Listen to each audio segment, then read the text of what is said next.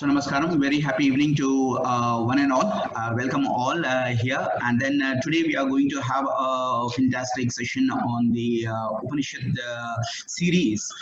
Today is our sixth session, and this is going to be our fifth Upanishad, which is going to be on Mundaka Upanishad. So the title of today's Upanishad is the relevance of Mundaka Upanishad in our daily life. So this is the title on which we will be listening to today's presentation by Dr. N. Sujata Garu. I'm going to share her profile on the screen so you can have a view of it as well. Let me share the screen. So Dr. N. Sujata Garu, she is the Associate Professor in the Department of Sanskrit, GBAS College for Women. She is also the IQAC Coordinator of Justice Bashir Ahmed Syed College for Women, Autonomous Chennai. This IQAC is the quality assurance cell which is there on that particular thing. Associate Professor Dr. N. Sujata Garu has compiled the course papers for the foundation of Sanskrit at her college. She has also contributed to the Sanskrit book prescribed for the part 1 of Sanskrit University of Madras. In fact, she has written course materials for the correspondence course on Sanskrit, especially for the University of Madras. She is also the honored member board of studies in almost all the city colleges, which is really a fantastic thing, ma'am. It's really an honor to be with such kind of an August Dr. N. Sujata Garu. It's fantastic. And she has been nominated by the university nominee in the board of study in the college affiliated to Periyar University. She has presented papers and seminars as well. She holds prominent positions in her college as a Dean of Languages, Member Examination, Decision-Making Committee, and then, of course, Curriculum Development and Committee, etc. Basically, Dr. N. Sujata Garu is born in a humble Tamil family, and she has been listening to her parents talk very high about her great-grandfather, who has been a Sanskrit scholar, also an astrologer. I think that is where she has picked up her interest in the Sanskrit study. And this, of course, slowly second. Even though the basic education is from the convent kind of a background, but her interest was very much in Sanskrit language. So she has decided to somehow find a way to do Sanskrit, joined Queen's Mary College, the only college that used to offer BA in Sanskrit in those days. She continued the pursuit in the same language, and she has completed PhD degree all at a stretch. That's really fantastic and a marvelous achievement which is there. So as a student of Sanskrit, she used to listen to lots of spiritual discourses by eminent scholars. She was fortunate to have classes with scholarly professors in the University of Madras who kindled the interest in Sanskrit and spiritual discourses. To meet the need of the generation, what she wishes to do is to include the lessons into the syllabus, imparting the moral values. This is what is also one of our group's vision and mission also, ma'am, where we want to impart such kind of morals, such kind of values, and such kind of techniques in the daily lives, so that we are able to have a better personal and professional lives for a growth towards that particular aspect. So, of course, this is the where we are having this kind of a union with the kind of a goal what Dr. N. Sujata Garu has as well. Her hobbies include recitations, teaching to recite without pronunciation errors, reading books, compiling study materials, stitching, freehand drawing, listening to scholarly discourses, and rest of the other things. So when I asked ma'am, how is it that you are interested to have such kind of a discussion, she very nicely said that she has been fortunate to listen to Dr. Venkat Barlagari's sessions on Upanishads for corporate. And this is what has prompted her to take up at least one session on the Upanishads. I think recollecting her past association with great scholars. So it's a wonderful thing, ma'am. It's an honor to call you on stage to give us the wonderful insights on Mundaka Upanishad for our daily life. So I welcome you on stage, Dr. N. Sujata Garu. Welcome, ma'am. Namaskar. Thank you, sir. Thank you. Yours. So we will have this session for 40 minutes to 60 minutes, post which we can have a proper discussion with all the group members. Welcome, Dr. Sujata Garu. Thank you, sir. Thank you for a very good introduction. Namaste and good evening to all of you. My heartfelt thanks to Dr. Venkat Barla, Professor, RG, KDR College, Hyderabad, and who's also an alumnus of IIMA, for giving me this opportunity to have a session in this Upanishad series. I also present my thanks to Sri Niranjan Rao, Director, Godart Corporation, for helping us with the platform. I welcome every one of you. Man of the present time lives a monotonous life without giving scope for contemplation. In spite of updated amenities, comforts, and prosperity at his disposal, he lives under stress, anxiety, fear, worry, and the like internally.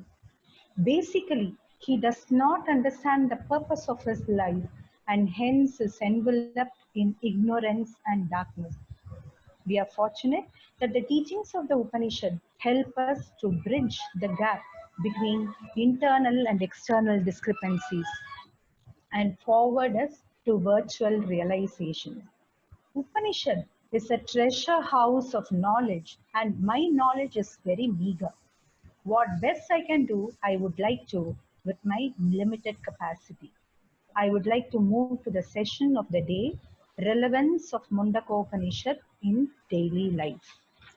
So this is the methodology I would like to follow. The first one is to see the meaning of the word Mundaka in the Upanishad, and then the chapterization, and then we will move on to know the content of each chapter, and then wherever possible, let us also see how it is relevant to us, or how is it relevant for the everyday life. So this is how it is going to go. Now going to the session. So it is Mundaka Upanishad, and what is the meaning of the word Mundaka? The word Mundaka means shaven, bald, or without horns. Now, how is it that the Upanishad is named as Mundaka? Let us look into it. There is one interpretation which says an ardent student desirous of knowing the true self approaches a teacher whose head is shaven or bald, and that's how it is called as Mundaka Upanishad. But there's another interpretation which says the Upanishad offers that kind of knowledge that shaves or liberates one from errors and ignorance, and I feel that this would be an apt interpretation. And in worldly parlance, so wherever it is possible, I would also like to say how it is connected to our daily life.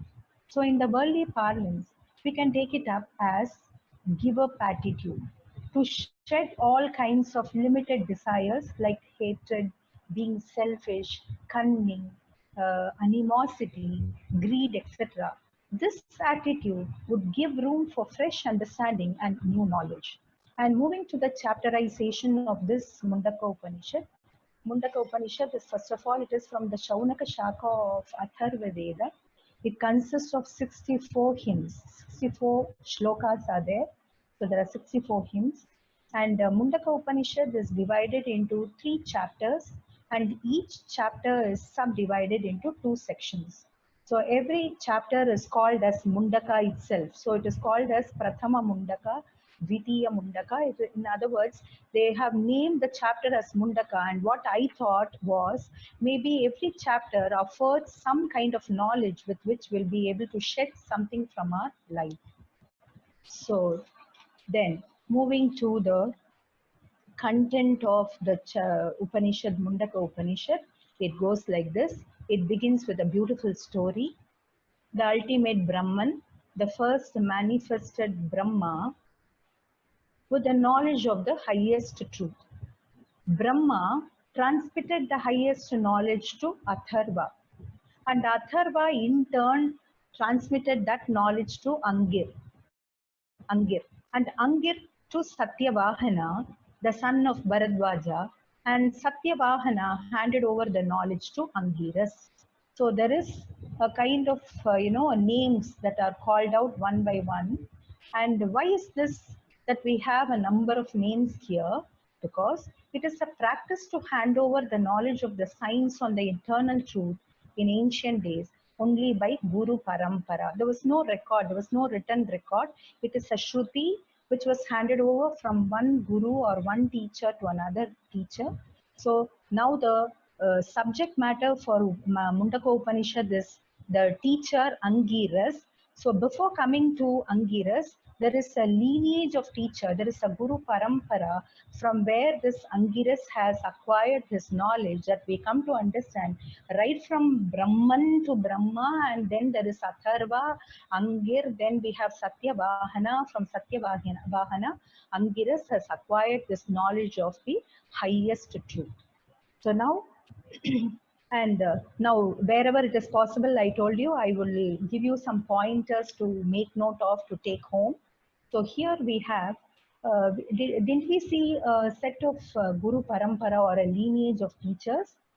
And what is it that we would do to our children is, let us give our children the knowledge of our family lineage, at least the family lineage, let us give them, because, and not only that, let us make it a habit to talk about some high-minded soul who would have been spiritually very rich.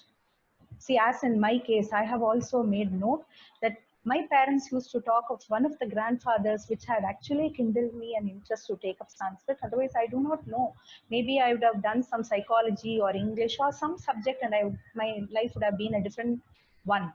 So that's what I appeal to you people also. Please talk to your children about your family member who had done some kind of a spiritual activity, because that one day or the other would prompt your children to think on some line.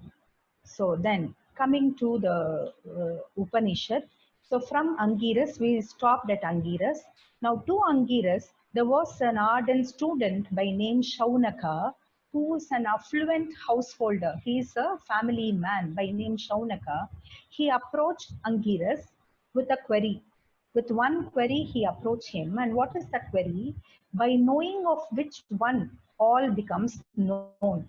Ekajnanena sarvajnanam. That is what he wants to know. By the knowledge of one, I would like to have the knowledge of all. So this is the query that Shaunaka had for Angiras. And Angiras begins by talking to him, by telling him that basically knowledge is of two kinds. So what are the two kinds of knowledge? One is the higher knowledge, the other one is a lower knowledge. So as soon as we say this higher knowledge and lower knowledge, some of the academicians who are here, maybe they will be reminded of this Bloom's taxonomy now, where we talk on the lower order thinking and the higher order thinking. And this is not something new to our ancient, because design thinking was something in vogue those days. So from Angiras, he tells Shaunaka that knowledge is of two kinds. One is the lower knowledge and the other one is the higher knowledge. Now, what is that lower knowledge and what is that higher knowledge? Lower knowledge is nothing but the knowledge on worldly things are lower knowledge. And the only knowledge by which one attains the highest truth is the highest knowledge. So he has clarified, he has come with one question, and the question is clarified just at the face. And now what happens? He explains further. He says, he recalled two kinds of knowledge, the lower knowledge, and he says, what is all that comes under the lower knowledge? The knowledge of the four Vedas, the knowledge of the Vedangas, all this come under the lower knowledge. Only the knowledge of the imperishable Brahman is the highest knowledge, because by this knowledge, the wise sees Brahman everywhere. He is omnipresent, that Brahman who is omnipresent, eternal and extremely subtle, and is the source of all being. So only the knowledge of that Brahman is considered to be the highest knowledge. Now he says, When we have this knowledge, why is it required to have this knowledge of this highest Brahman? Because he is the genefactor of all the objects in this world. And he says, how did he produce or how did he create all the objects in this world? He has given three examples, and I will quote all the three examples. One is that as a spider that send force and draw back the thread, as the plants that grow on the earth, as hairs grow on the body and the head of the living man, so everything in the universe arises from the imperishable. So he has given three examples. And what I thought was, why three examples is because this all the three shows that it is not a homogeneous creation, but they are heterogeneous creations. See, from it is from the spider the thread comes, from the earth the plants come, and from the body of the human being hairs come. So they are all heterogeneous creation. So when it is possible here, by that, highest truth, it is possible. Then it goes on saying how this creation has happened. First, Brahman expands as prana. That prana is not that what we breathe, but this prana is the highest potential energy. So from this energy, the mind is created. From the mind, the Panchabhutas, the elements are created. And from the Panchabhutas, the Pancha Indriyas are created, and goes on and on and on. So the entire creation goes on. The world is created. When the world is created, action is created. Once the action is created, the fruit is there. So it goes on like this. In other words, this imperishable Brahman, he expands as Brahma, names, forms, food, etc. So this is how the creation goes on. So here ends the first section of the first chapter. I told you the chapter is called as Mundaka. The first chapter, which is called as Khanda, it closes here with the note that Brahman is the creator of all the objects in this world. Now, he goes on to explain the lower knowledge. Now, he has started by saying two kinds of knowledges. One is the lower knowledge and the higher knowledge. About the lower knowledge, he has given us an idea as how the Brahman has created the world, universe. Now, he moves on to say that lower knowledge, he said that Vedas are also considered to be, the knowledge on Vedas are also considered to be a lower knowledge. Now he's explaining it some more. He says, performance of sacrifices are told to the seers, are told to the sages. Now sacrifices are to be performed. Why are the sacrifices performed? To obtain some result. And this is the path which leads to the fruits of action. So when the action is performed, the fruit is yielded. And once the fruit is yielded, naturally they are prompted to do the action. They are prompted to go on with action again and again and again. And then Angiras explains how careful the sacrifice is to be performed. When is that to be performed? What are the auxiliaries for the performance? What happens if it is not performed as ordained in the scriptures? All that are elaborated by Angiras to Shaunaka in the second Mundaka. And there we have an opportunity to listen to Angiras. He says the performers are also of two kinds. Who are the two kinds of performers? The fools who take pride in their performance, puffed up with vain scholarship. They fall victim and are born again and again and again. They do not get to know the truth owing to their attachment, and they fall from heaven when the fruits of their actions are exhausted. But there is yet another performer, the wise performer, who live in the forest with a tranquil mind. They practice penance and they free all their impurities and they dwell in the imperishable. So here we get to know there are two kinds of performers. And for the take home message, what is it? The right action should be performed at the right time in a right manner. Otherwise, the desired result is impossible. And there also he describes how when a sacrifice is performed, the fire, it has 7 colors. He says Kali, Karali, and such 7 colors are described, which are equivalent to the 7 colors of the rainbow. And I have interpreted this way. The 7 colors symbolizes the sight of the rainbow, which is a colorful future in the case of successful performers.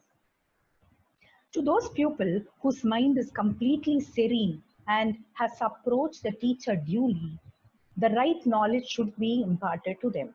And here also he says the student will have to approach the teacher duly. And he says they have to come with humility as their attire. So we know that this is oft-quoted one, Vidya Dadati Vinayam. So Vinaya is something, which should be the attire of all the students.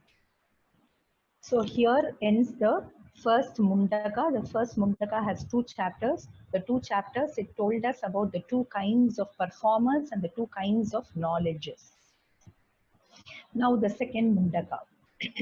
The second Mundaka describes, as from the blazing fire, sparks fly forth, so also many creatures, it comes out of this imperishable Brahman, and they return back.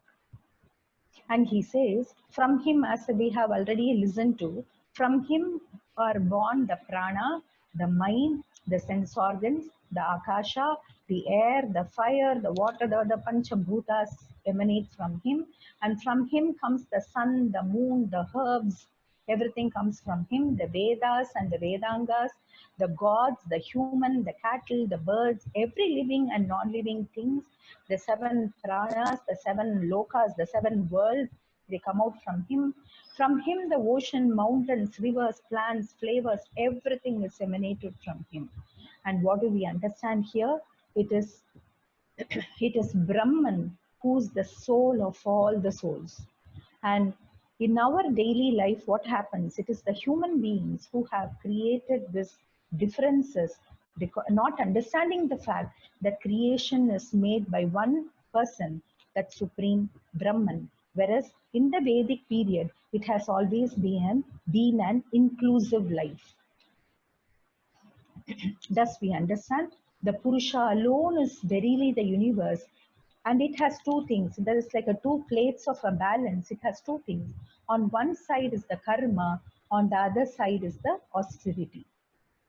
The teacher, that is the teacher Angiras, he tells the student that Brahman, that supreme immortal being, where is he? He is hidden in the cave of the heart. So he is inside us. He is in the cave of the heart. And what does he do? He removes the knot of ignorance here itself. There is no need to go to another world, but he removes the knot in this world itself. So with this, the first section of the second Mundaka, it comes to a close. Then in the second section of the second Mundaka, Angiras describes that luminous Brahman dwelling in the cave of the heart is known to move there. It is such a great support to all. Centered in him, everything moves. O disciple, Shaunaka, know that to yourself, it is beyond the understanding of all the creatures. So he says, it is not something very easy to understand that Parabrahma is beyond our understanding. But there should be a way for us to achieve that target. So he gives 2 analogy or 2 ways as how we can achieve the target. He says there are 2 examples. The first example, he says, use the Upanishad as your bow, meditation as a sharp arrow. Draw it with your mind and strike the target, the Brahman. I'm sure you're going to achieve that Brahman. So this is one method by which you can attain that Brahman. Angiras tells Shaunaka. He gives it another example. He says, Om is the bow. That is, Om is the mantra. He says, use that as your bow, and Atman is the arrow. Brahman, who's the target here? It is Brahman who's the target. Strike the target, Brahman. So it is just with the help of those 2 letters, the 3 letter Om, one can attain that target, namely Brahman. But you should use your Atma as your arrow. Only then you can attain that target. So he gives 2 ways to attain that Brahman. And he says, everything in this world is woven in him and he becomes manifold. And who can behold him? It is only the wise who can behold him. Who are the wise? It is told in the Gita, it is Gatasun Agatasuncha Nanu Shochanti Panditaha. Whatever has gone, that is the past and the future, they are not going to be Shochanti. They are not going to be bothered about the past and the future and the present. It is only those wise, those Panditaha who will be able to see, or those who will be able to visualize that Parabrahma. Only those, they will be they can behold him. And where is this Brahman? He says he is behind, before, right, left. So he gives a beautiful description. He's everywhere. That Brahman is seen everywhere because he is the supreme. He is the only person who is supreme. So here ends the second Mundaka. And moving to the third Mundaka, is it all right, sir? Am I moving properly? Yes, yes. Absolutely fine, ma'am. It's going on good. Yes, sir. Now moving to the third Mundaka, here I'm sure many of us know this anecdote which is quoted here. Angiras describes two birds united always, and they are both, they are related to one another. They are clinging in the same tree. One of them eat the fruits in the tree. The other one, he looks at the other one who's eating the tree. Although the two birds are on the same tree, the eating bird is fully engrossed with anxiety and moroseness. If only by some chance he is able to turn his face to look at his friend, who's the Lord, at once the suffering bird becomes free from all anxiety.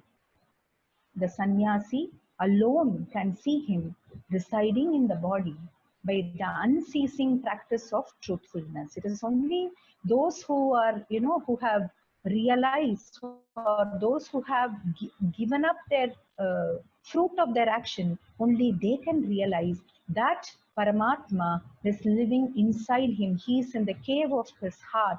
Only they can realize. And how do they realize that? It is only by the unceasing practice of truth that they can realize him residing inside them. And here we have our national motto of the country, Satyameva Jayate. It is from the Mundaka Upanishad that we have extracted this Satyameva Jayate. Truth alone prevails, na nritam, never the falsehood will win. He says, Satyameva Jayate, truth alone prevails and never falsehood. By truth, the path is laid by which the seers attain the highest abode. That Brahman shines forth as how does he look for those who have transcended the whole path? He looks self-luminous, inconceivable, and subtler than the subtle. So this is how they can visualize him. The sage Angiras describe him also to be far beyond the farthest and yet near at your reach, near at your hand reach. This is how Angiras describes that highest truth to Shaunaka. Now, the last part, the last section of the third Khanda, why should we realize that Brahman? What is the need for us to realize that Brahman? That question arises. So he says, one who realizes the Supreme, he transcends the seed of birth. He who cherishes objects, he is born again and again. He gives the contrast. Once you realize, and you can transcend the birth, but once you are just to enjoy the objects of the universe, you will be born again and again. He says, Atman cannot be attained through the study of the Vedas, nor by intelligence. As the rivers disappear in the sea using the names and forms, so the wise man, freed from names and forms, attained the oneness with that ultimate. This knowledge is told only to those who perform the necessary duties full of faith. So here Angiras closes the whole chapter, that is the Upanishad, by telling Shaunaka, it is only the faith that whatever the Veda says, whatever the Upanishad says, Upanishad is nothing but the Vedanta, it is the end part of the Veda. Whatever the Vedas and the Vedangas say, you have to trust, only the trust can take you high up the ladder. And there is a possibility for every one of us reaching that ultimate truth, namely that Parabrahman. And I only wish and pray that all of us, taking the salutation of that great seers, let us all attain that moksha. So with this, I close the content of Mundaka Upanishad. The floor is ready for discussion. Before I have a list of, take home message from whatever I have told. I have tried to tell you whenever it is possible, like from the lower knowledge to the higher knowledge. We have to, nowadays we'll have to talk to the children. They are just confined with the bookish knowledge. I think we should never leave them. It is even for our day-to-day life. We should make them go ahead from the result-oriented knowledge to the knowledge-oriented knowledge. When the government said the exams are not there, they're so happy. They are happy that they need not read anymore. There is no need for us to open the books. No, that sort of a attitude has come into our children. So it is the part of the parents to tell them or to make them realize that the knowledge from the books are not meant only for the results and for the marks, but it's something beyond that. So that kind of take home message is there, as I told you, from the result oriented to the knowledge oriented. And also the performer, the one, whoever is a performer should always aim to be a good performer. So that performance, and then the prayer also always, why a selfish prayer? Because all of us are created from that Brahman. So let us move from the selfish prayer to a spiritual prayer. And that narrow-mindedness, that from the narrow-mindedness, let us move to become a broad-minded. And agitated mind, from an agitated mind, let us move to a tranquil mind. So I think all these are, and a detachment from anything. So all these, I think we can take it as pointers to practice in our day-to-day life. I would leave the floor for discussion. If anyone has something to get clarified from Mundaka Upanishad, because I would like to tell you, as you know, I generally my friend Sharada is also here. We both are students right from our +2 here. This is the Upanishad, the Dasha Upanishad, with a commentary by Shankaracharya. And actually, both of us have studied all the textbooks only with the commentary. And this is the size of the book. This is the size of the book, which I would like to show you. And I thank Dr. Venkat Barla, because with this session, after a long time, I could go through the commentary, even how to read the commentaries. I have forgotten. It is long time, since it is almost 25 years since I have taken a commentary in my hands to look into it. I thank Dr. Venkat Barla especially, because now that I have taken this book in my hand to go through the commentaries of Mundaka Upanishad, and it is such a great experience that I had. I thank you, sir, especially. I think he has joined us. Hope he has joined us. Yes, ma'am. He has joined us. He is already there quite some time now. Yes. Anything for discussion? Anything to the best of my ability, I can clarify whatever is there. Because ultimately, any Upanishad, it begins with a beautiful story, and the ultimate truth is something, all the Upanishad, that is the target of all the Upanishad. Okay. That was a very nice briefing and overview of Mundaka Upanishad, where I think Dr. Sujata Garu has very nicely explained the meaning of Mundaka Upanishad. Like, it's not really shaving. Like, when you were saying that, it came to my mind that every person he thinks that he is beautiful with his hair. Still, a lot of importance is given to that also. That means to say there is something which is already hid in this shell, and we don't see Brahman unless we shave this. We have to remove the Veda. Yes. It is a Vedanta. We have to remove this entire thing, whatever is there, and only then we are able to see that. It's a very nice kind of. Only when you remove your ego, you can go Yes, into the next yes, stage. ma'am. Yes, ma'am. It was very nicely explained, all the three aspects of Mundaka Upanishad, the three khandas which are existing, each with two subdivisions. And about the Brahma, in the first one, the heterogeneous kind of a creation. Second one, we are talking about the kinds of the performers which are existing there, the yajnas which are being performed, and the two kinds of knowledge which is there. Very nicely, the message is conveyed with the technique which is being offered, like Brahmapatamun. Okay, we'll come to that next. But of course, the technique where Om is to be used as a bow and the arrow kind of stuff with our Atman, the target being the Brahman. On the other side of it, of course, the first side you were saying Upanishads as the bow and the mind as the arrow and then target. That's going. So two examples which were very nice.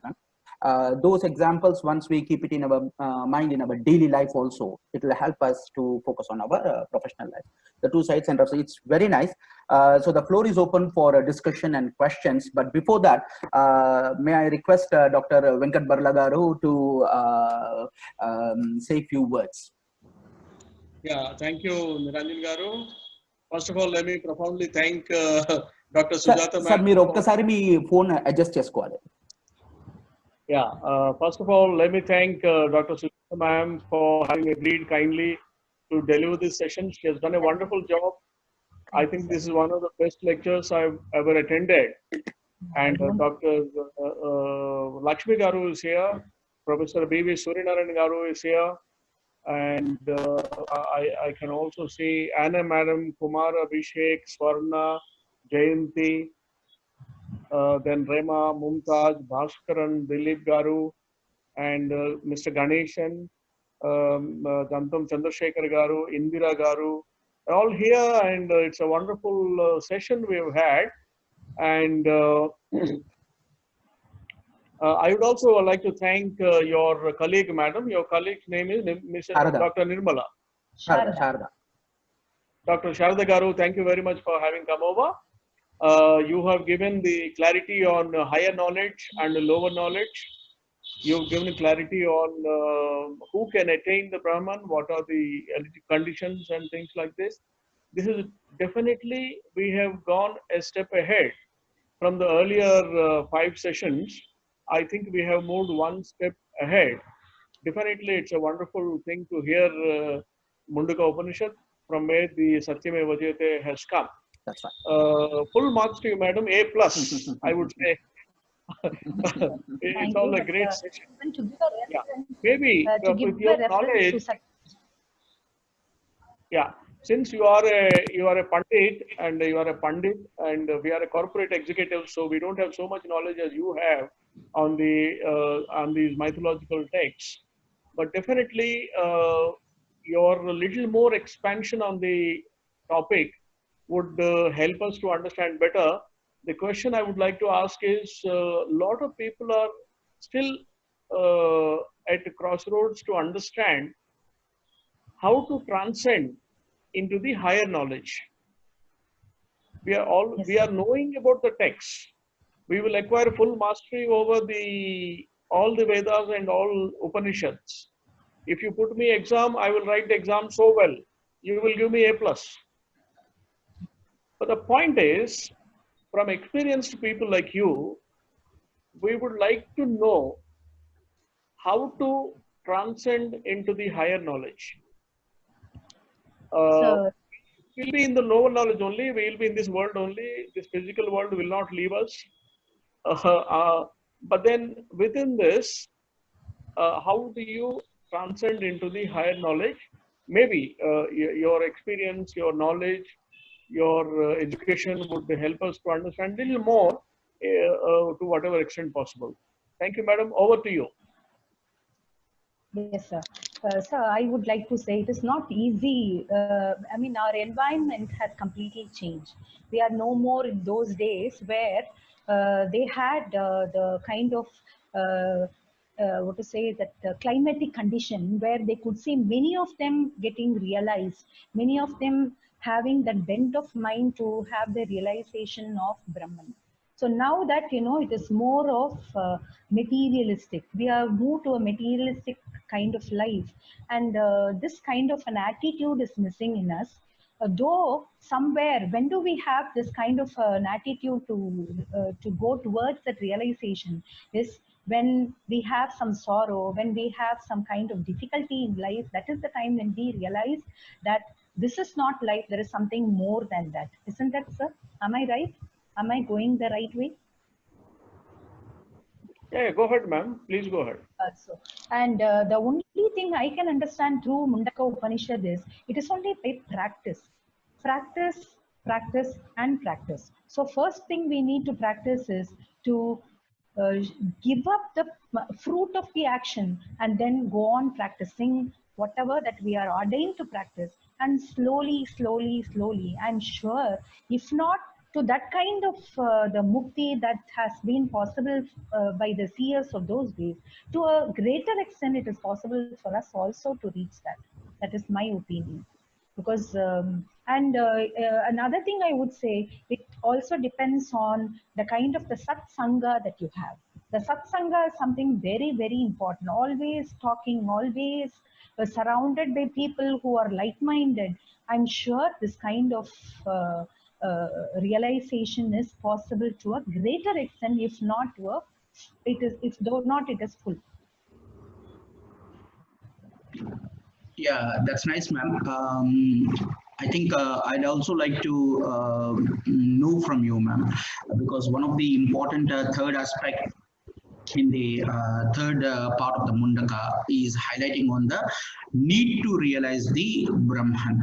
May I please request you to expand that particular aspect on need to realize the Brahman? So the nature of anything is to go back to its origin. Anything will have to go back to its origin, like the human body. It disintegrates into the 5 elements. So also, it is the nature of the Atman to go back to its origin, namely the Paramatma. So that is the basic reason why we have to realize. Have I answered your question? Yes, ma'am, to a great extent. Yes, perfect. Understand. The further thing, what we wanted to understand is, of course, this need, how is this helping us in our daily life? What are the techniques that we need to apply while we are in our professional work? Because we all come from corporate world. And then we need to understand the tips and techniques, because if we want to work on it, the need has to be established very strongly in our being. So I think that's what is catching my interest right now. The one thing we can do is to allocate time, sir. We need to allocate time to do some kind of meditation and some kind of involving ourselves into or moving towards this path. So that is first of all required. Once we do that, I'm sure in every activity of our daily life, we'll be able to follow this, like following the path of truth, following the path of detachment, giving up the ego. All this in a way it is possible, provided we allocate daily time to realize our own self. And what is it that I did yesterday? What is it that I'll be able to do today? And what is that small improvement that is possible in today's because I tell you, sir, today's agenda is known to me. So in my today's agenda, where is it possible for me to apply this? I'm sure that way we may have to introspect, and then we may have to allocate some time to do that. So that's the only way in this materialistic atmosphere that we can move forward. Sure, thank you. Actually, Dr. Venkat Barlagaru also wanted to add some points. May I request Dr. Venkat Barlagaru to please highlight something? What is the need? What is the need, and what is the benefit of the knowledge, higher knowledge in our corporate life and day-to-day materialistic life? is one question which bothers everybody. But then my answer would be that when you have that higher knowledge, I'm not saying you transcend into Brahman and things like that. No, I'm not talking of that level. I'm talking of having the Upanishadic knowledge, having a Vedic knowledge would help us in putting ourselves in a higher plane than the plane in which the all the materialistic things are there, all the problems are there, all the people are there. In the earlier example, I said, when you look from 35,000 feet above from the aircraft, the Himalaya looks very small. Similarly, if you have the Brahmanic knowledge, what happens is you would be able to immediately put yourself into a higher platform and will be able to see the problem as a smaller entity, see the other person as a child, you yourself being a mother, being a higher entity, would be able to forgive them. That will solve the problems of this world. All the human problems of this world can be solved if the people would have understanding of the Brahmin and ability to rise to a higher level and look at the problems and people as at a lower platform. I have seen in myself in the corporate life, whenever my bosses collapsed me virtually, teared me apart, I have forgiven them. Bacha ro raha hai, the child is crying. This is what I told myself within my mind so that I don't carry tension to my home and bother my people at home.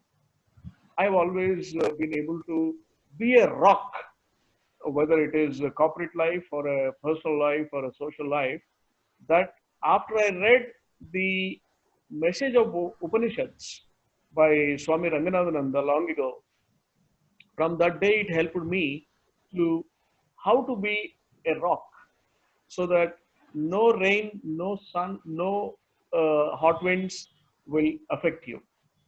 That is the biggest take home from the knowledge of Upanishads. The end of the series, probably we would be in a position to say that yes, I have acquired 10%, 20%, 30%, whatever. Definitely that 30% would translate into your ability to pay, to attend to the corporate problems, daily problems very well. Thank you very much. Thank you, sir. And Dilip Garu was suggesting that it was a very nice comment there.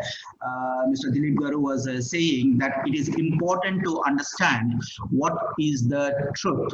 So, Dr. Sujata Garu, may I request you to throw some light on that? What is the truth? He means the ultimate truth. It's there in the comments, ma'am. Chatlo Vesaru. He says that it's a very interesting bit. Maybe Dilip Garu, may I request you to please throw some light on that? What was your thought process on this?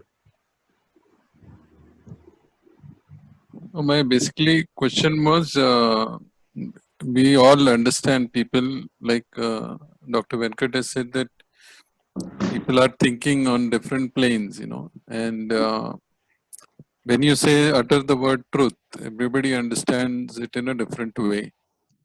There are different interpretation, but in the context of these scriptures, the definition of truth is very pointed and it's very defined, So if you can expand a little bit more on that, so that dichotomy is maintained, that truth as we understand in the common parlance and truth as we understand in from the perspective of Upanishada or Vedas. Yes. So where even in the when Shankaracharya has discussed on the point Satyameva Jayate. And so,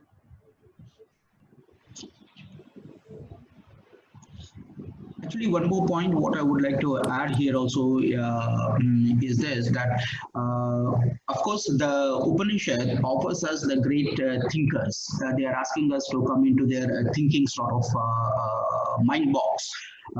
Which dares to ask questions, and then it dares to fearlessly answer the truths at different levels. That's what Upanishad is guiding us to be the thinkers what we can be, so that once the thinking mind platform which is available, like on this particular platform, there are many, we all have professors and doctorates and very august audience here.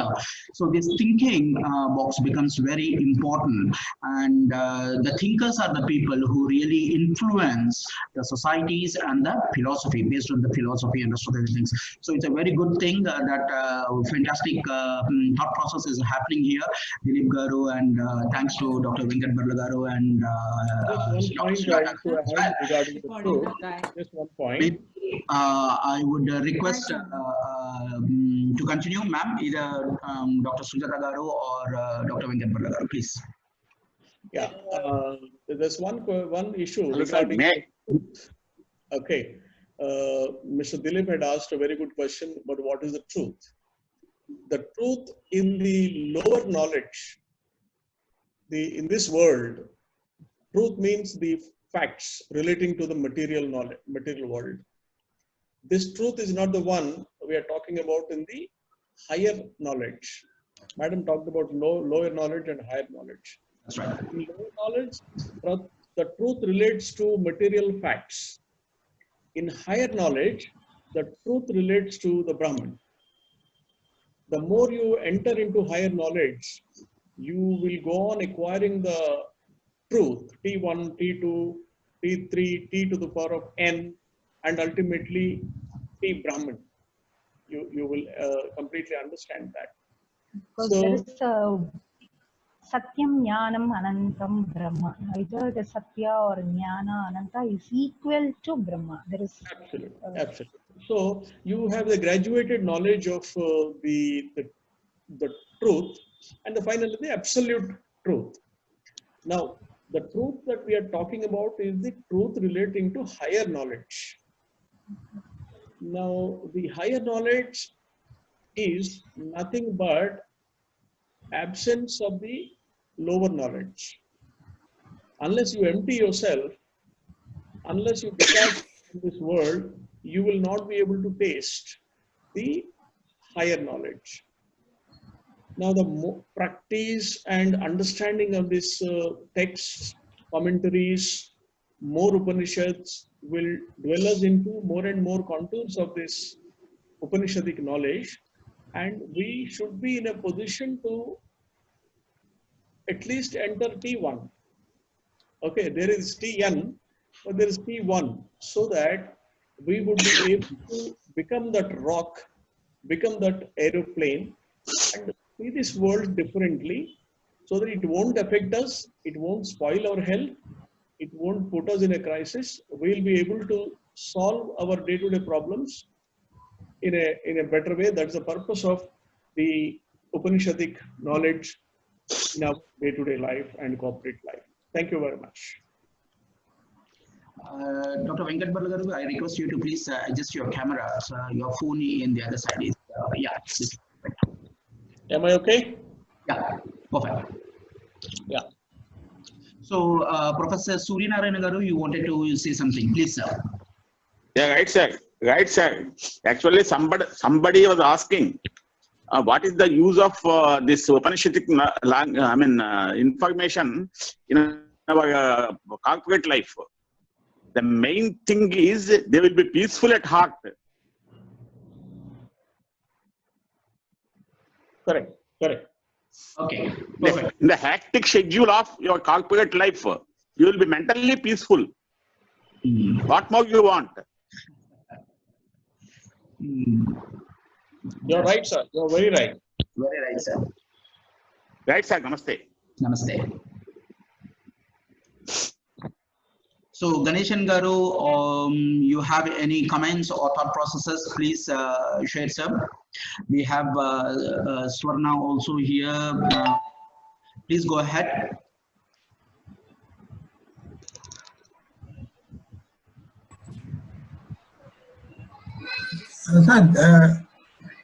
This Upanishad is having a very good poetry knowledge, I think so. It's a very good poet, like that is they are saying. Is there any comment on it? It is like a verse, sir. Just like a poetry. Yes, you are right.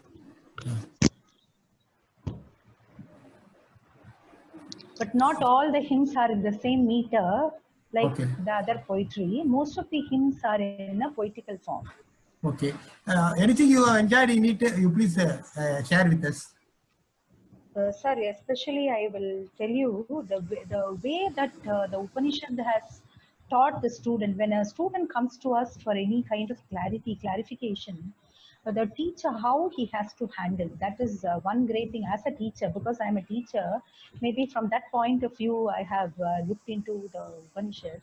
As soon as the student comes with the query, he was able to give him a small synopsis. This is the answer for your query.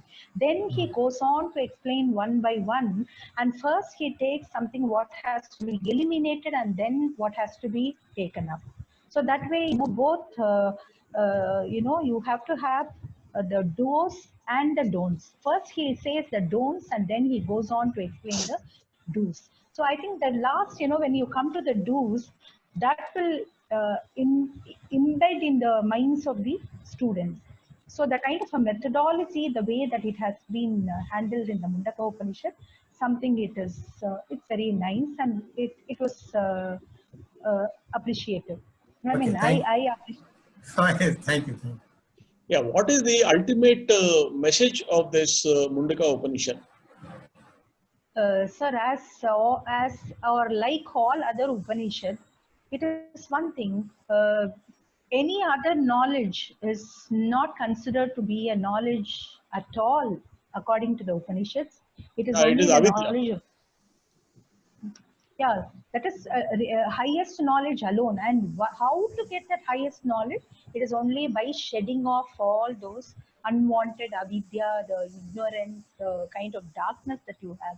Just shed off everything. And that is the meaning of the word Mundaka. Just shed off everything. Just cut off all that is there high above your head, so that you become you become one with Brahman. There is nothing to achieve Brahman, but then you become one with Brahman, provided you just get away from all that is unwanted.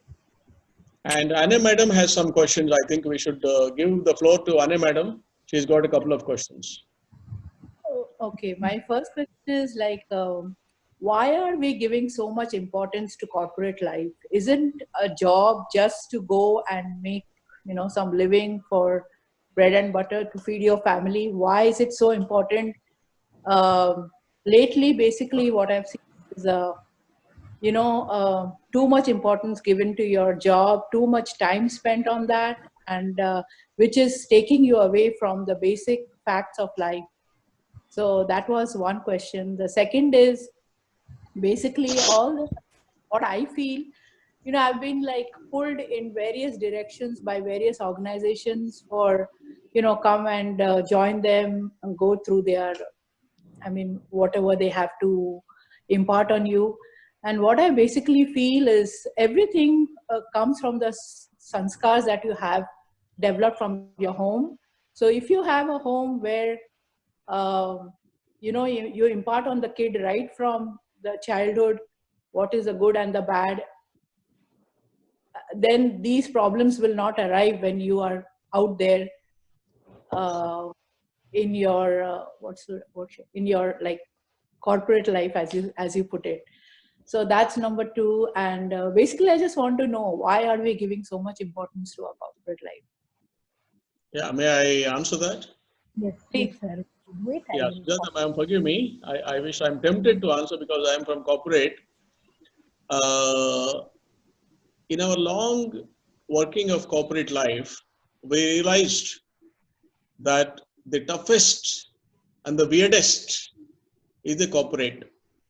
If we understand how the higher knowledge can be used to elevate ourselves above the problems and above the people would help us, so that that knowledge for all others in the all spheres of life, be it from the music, be it from the teaching community, student community, housewives, or general public things, in all walks of life, this knowledge which we are trying to translate from the hymns into the commentaries down to the corporate language.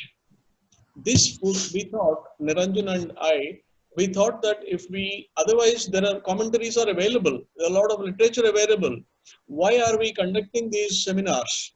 We are conducting these webinars because we want to bring the commentaries which are still difficult. If you read Shankaracharya's commentary, you will only spend time, but you will not understand much.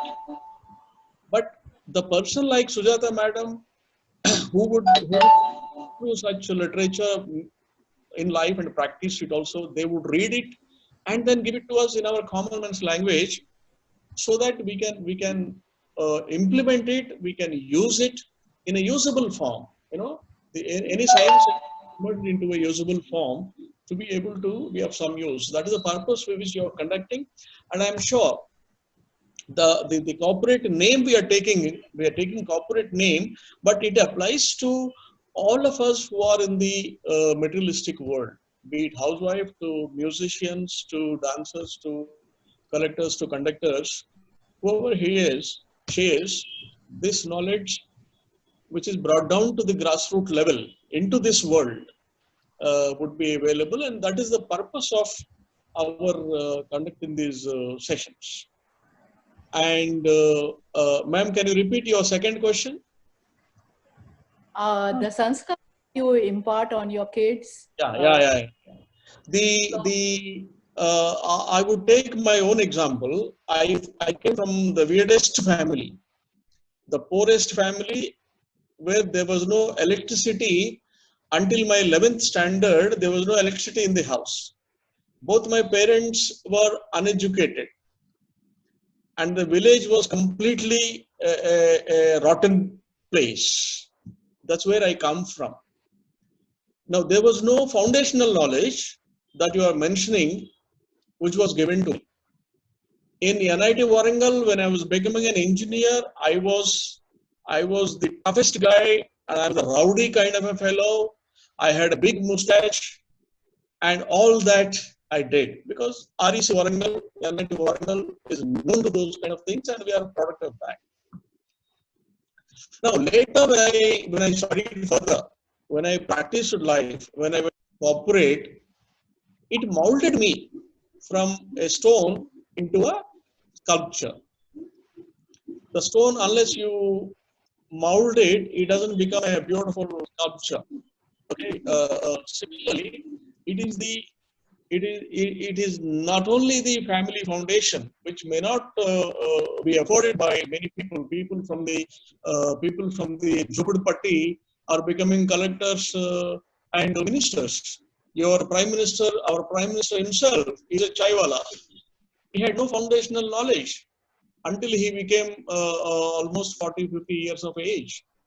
So it is what kind of gurus that you come across in your life, what kind of institutions you go through, what kind of friends you have, what kind of books you read, the sessions and webinars that you attend, the one you are doing. This will shape you into a personality, and the more you hear of these things will shape you into higher knowledge. That is our purpose. Week after week, we are allocating so much of time, reading, conducting all this, circulating all this, just for the love of it. And we are doing it because we would like the audiences to reshape themselves from the earlier shape. They should reshape themselves with the covering of this knowledge, so that they'll be able to elevate themselves into higher levels in their daily life and corporate life and solve the problems better and live better. That's the purpose of it. It's not that we are going to merge with Brahmin with this knowledge. That's not our purpose. Our purpose is how to utilize this knowledge in our daily life and corporate life. Thank you very much. Thank you. Thank you, sir. That was a wonderful comments there. So it's Maybe 7:43 now. Maybe madam who's come with along with Sujata, her college mate, her colleague. I would summarize a bit. She studied with me right Yeah. from my Maybe to my MPhil. We studied together, so that's the reason. Because she also traveled with me in my Sanskrit learning. Is she here in this place now? so. Maybe Sharda? we request madam to summarize.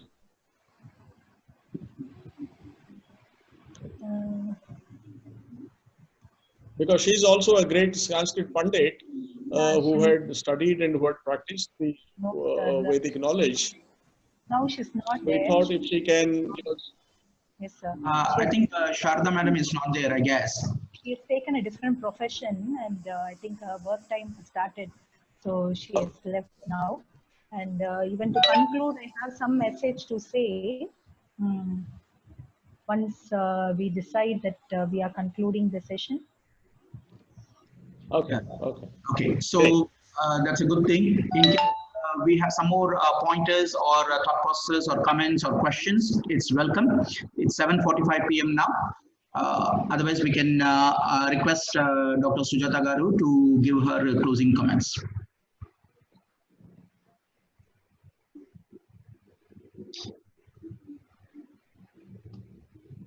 Okay, so I think Dr. Sujata Garu, may we request you to please present your comments, ma'am, closing comments.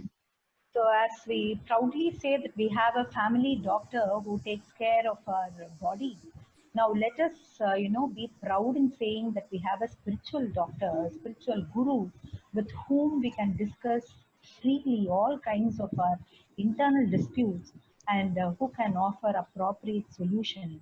And let us guide our next generation for a spiritual upliftment so as that no more we create Shushant and Anita. Because all this itself, this is a take-home message. Even the kind of a small Anita, in the case of Anita who had lost a NEET examination, she had to put an end to her life. So I would answer Anne ma'am's question here. That kind of a backing is not given. The kind of support, the moral support is not given to the children nowadays.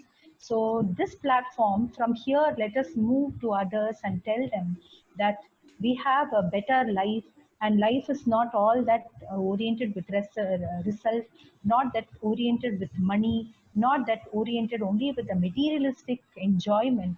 It is something beyond that. At least that much we can spread along in the society. Yeah, that was. Yeah, that was for my. giving me this opportunity. Thank you for it all. Yeah. So may I request Dr. Venkat Barlagaru to give his closing comments. Yeah, it's been a wonderful session with the galaxy of people who are here and who are enthusiastic. The fact that they have stayed 1 hour and 1.5 hours proves that the audience is very, very enthusiastic and their quest for knowledge.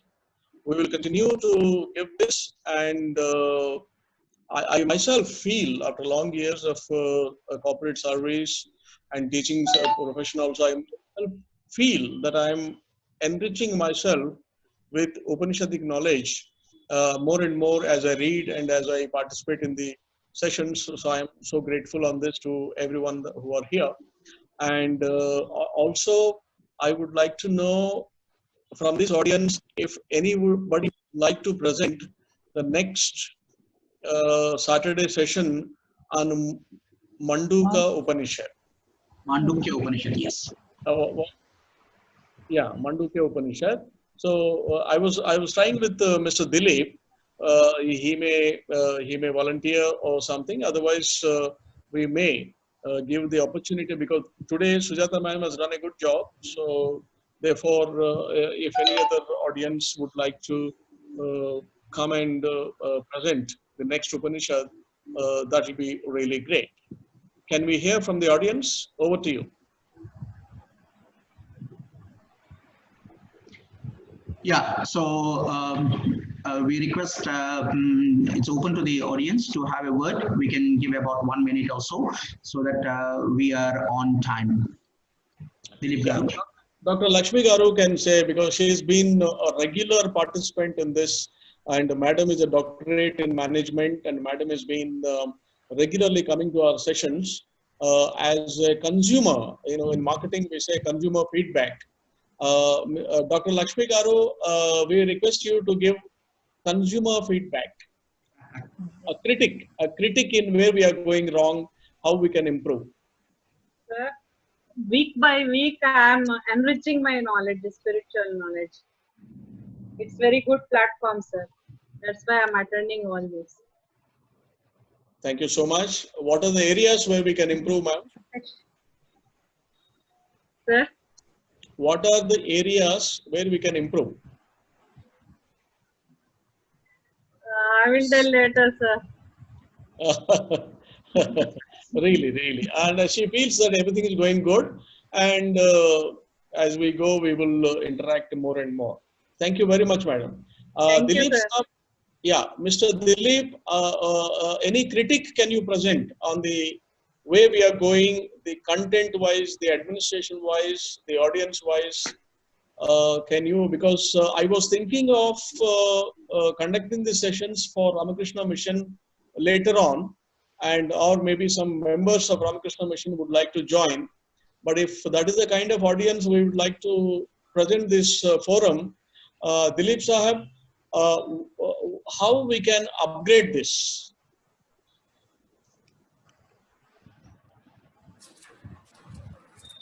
I think what we need to do is the kind of audience or the kind of people attending this webinar now is people who have little bit of knowledge, on the scriptures, not in depth, but little bit of knowledge. But I think we should move a little bit more deeper, into the subject. Maybe the reason why we are keeping it at a very superficial level is to first condition our mind and then go into a deeper stage, or better to go into the deeper stage at the same time, You give superficial, but you go a little bit more on depth, Like, for example, in today's discourse, Dr. Sujata has done a wonderful job, but if she had explained that analogy of, like that, there were many bow and arrow and the two birds sitting on the same tree. That has got a very deep meaning. I mean, you could have an esoteric meaning out of that, But what in those days people used to express in such a way that they made it so simple for us to understand. In fact, it is not two birds. It is the same person. They are referring to a person. That's right. So the two birds are my body. The tree is the body. Yeah, the tree is the body, and the two birds residing is the two aspects of a person. One is his pure self, and the one is his non-self. So the pure self is the one who is staring, and the non-self is the one who is going and eating the fruit. So that is our senses which are feeding us. That we want to see, we want to desire, we want to we want to create all the wants, which are there, materialistic or whatever, a desire for knowledge is also a desire, okay. But on the other side, the non-self is looking, the pure self is looking at it. And the day the non-self realizes that, yes, this is what I'm doing, he gets fed up with all his desires and desires, one after another. He gets so fed up, and then he goes into meditation, and he realizes that this is not what it should be. The real is something else, the real is what is there in me, and that is my other side. That is my, you can say, the other self, which is more important. So that is where those kind of things will open up a lot of thought process, will open up a lot of ways into thinking, understanding, you know. So, and the same is with the analogy of the bow and arrow, where he presents two different explanations for the bow and arrow. One is at a very basic level, you can say at the avidya level, and the other one, which was Om, which is at the vidya level. So both explanations, if we go a little bit more deep, I feel it will make for the people to understand, at least for the people who are not able to pick up in a webinar these kind of nuances. I don't know if everybody is picking up, well and good, but if people are there who are not understanding it that way, then it improves their understanding. So I think a little bit more depth, even if we may not cover the entire Upanishad in one webinar, but at least you pick up some 2, 3, 4 key points and then elaborate them to the depth. I feel, I don't know, I may be wrong also in my interpretation, but I feel we should do it that way. But no disrespect meant to Dr. Sujata. She has done a wonderful job, and actually I'm a non-entity to show light on her or to do anything or to comment on her. But It's a learning experience. this is what I felt as a consumer, as Dr. Bala said, as a customer or as a consumer of this webinar. This is what I felt. Thank you so much. Thank you so much. Dr. Dilip Sahab, what we are trying to do is, we are trying to bring the Upanishadic knowledge to the common man's level.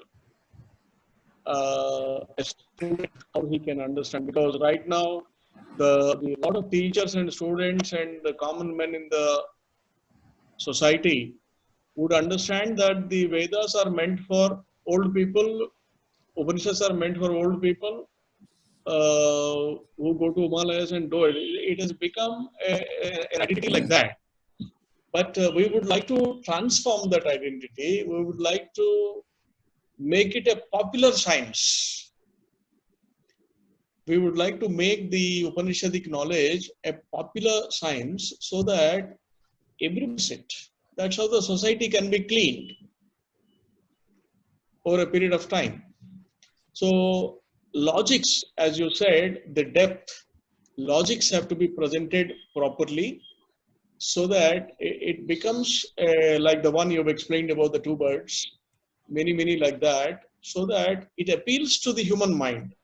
If it is a very common thing, he doesn't care. Oh, itna hai, isme kuch nahi hai, there's nothing in this. Kind of, we should not go to that level, but then we should also mix and match with the common language as well as the logics of Upanishads. That's where our success lies, and our mission is that. Our mission is basically that in this forum, to create knowledge from the commentaries, from the available texts and the literature, how to prepare a knowledge which can be usable by the common man. Now, that knowledge, as you rightly said, must have logic and depth. But yet in the process, we should not lose the common parlance as well. So this is an art of how the people can present. I would appeal to all the presenters to keep this in mind so that they can oscillate from that end to this end. In their presentation, it must be a bit of sophistication, a bit of clarity, and a mantra here and there, a logic here and there, yet you brought home the point to the common man. That's how we would like to proceed with this. Thank you very much. It's a good understanding. Thank you very much. Yeah, so one thing I want to. Hello? Please, Chapanta. Ganesh Garu. Sir, Bala sir? Hello? Yes, sir. Yes, sir, Ganesh. Yeah. That's this Prashna Upanishad, last Upanishad. That needed two part. I need, because it is a very large one. I think so. Prashna Upanishad. So you have made it in a one shot. Yeah. So if it is two-part means, then all this will be given in a detailed manner, and we can also learn more. Yeah. Mr. Dilip also told me that the last two have to be further clarified. So we'll find an opportunity Okay. and then dwell upon that also. Not only the earlier one, earlier Kena also, the last two aspects of Kena and also this one. So we would certainly take the reviews, and then in one of the question answers like this or any exclusive session, we can still go across and present those concepts in much more clarity. Thank you very much. Thank you. Thank you.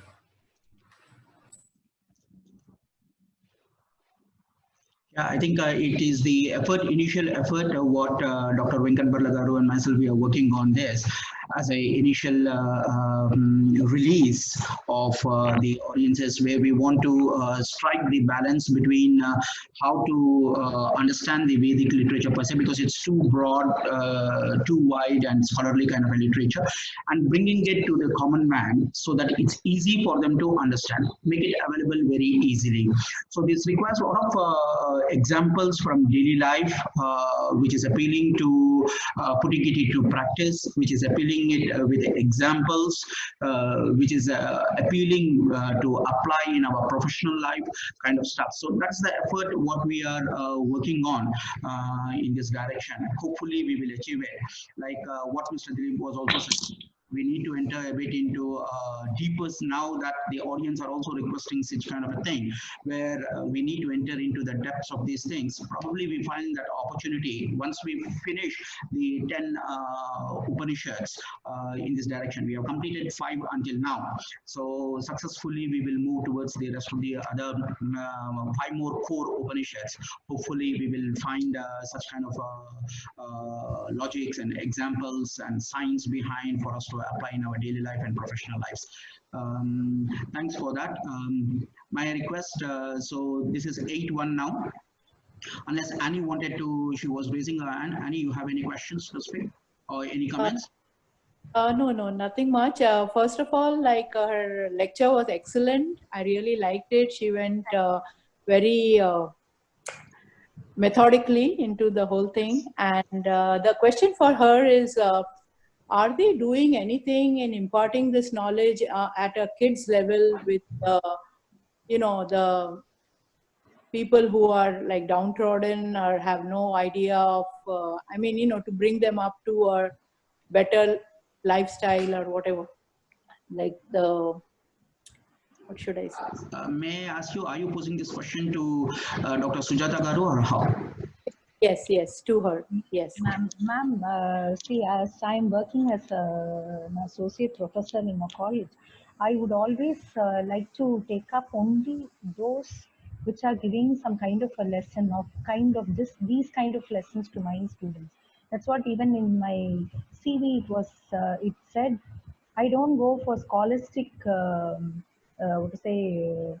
presentation of any of the writers like Kalidasa and Bhasa and such kind of profile writer, prolific writer. But then to such simple, like for example, we have taken that Satyameva Jayate. There are certain the government uses some of the catchy phrases from the Upanishads. We have piled up all this and we have given it as a lesson. So in the garb of explaining those, we will dwell into the Upanishads.